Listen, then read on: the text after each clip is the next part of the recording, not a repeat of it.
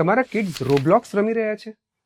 એક innocent game જે લેગોની જેમ બિલ્ડિંગ કન્સ્ટ્રક્શન બ્લોક્સ જેવી લાગે છે. પણ ડીડ યુ નો, રોબ્લોક્સ એક ગેમ નથી. રોબ્લોક્સ એક સોશિયલ મીડિયા એપ્લિકેશન છે જેને ગેમના ફોર્મમાં મૂકવામાં આવેલું છે.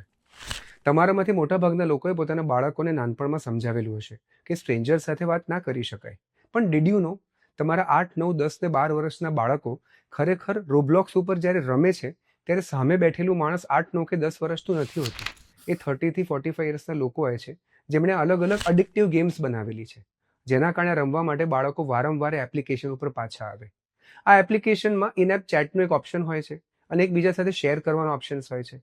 આ સામે બેઠેલો માણસ તમારા બાળક પાસેની બધી જ personal information including his photograph માંગી લેશે. એ પ્રિટેક્સ્ટ હેઠળ કે હું તને તારો એઆઈ અવતાર બનાવીને આપીશ, હું તારો બહુ જ બેસ્ટ ફ્રેન્ડ છું. બાળકને એક સ્ટેજ ઉપર ડર લાગશે ત્યારે એને કહેશે પણ ખરું કે મને મારા પેરેન્ટ્સને આ વિશે કહેવું છે. તો પેલો વ્યક્તિ એને ડરાવશે કે જો તું તારા પેરેન્ટ્સને આ વિશે કહીશ તો એ આ એપ્લિકેશન તારી પાસે ડાઉનલોડ કરાવવાની બદલે ડિલીટ કરાવી દેશે અને તું આ ગેમ ક્યારેય નહીં રમી શકે. આ ડર હેઠળ બાળક બધી જ પોતાની ઇન્ફોર્મેશન શેર કર્યા કરે છે. છેલ્લા 2 વર્ષમાં ઇન્ડિયા નહીં, આખા વર્લ્ડમાં આ એપ્લિકેશનને કારણે કેટલાય કિડનેપિંગ થયેલા છે, સેક્સ્યુઅલ એક્સપ્લોઇટેશનના કેસીસ થયેલા છે અને બાળકોનું બ્લેકમેલિંગ થાય છે.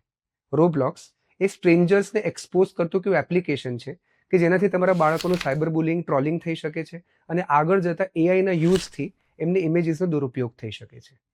તમારા બાળકને ઓનલાઈન ગેમ્સ રમવાની છૂટ હોવી જોઈએ, પણ અમુક અને તમારા ગાઈડન્સમાં. બાકી રમવું જ છે તો આઉટડોર્સ રમવું જોઈએ, રોબ્લોક્સ પર નહીં.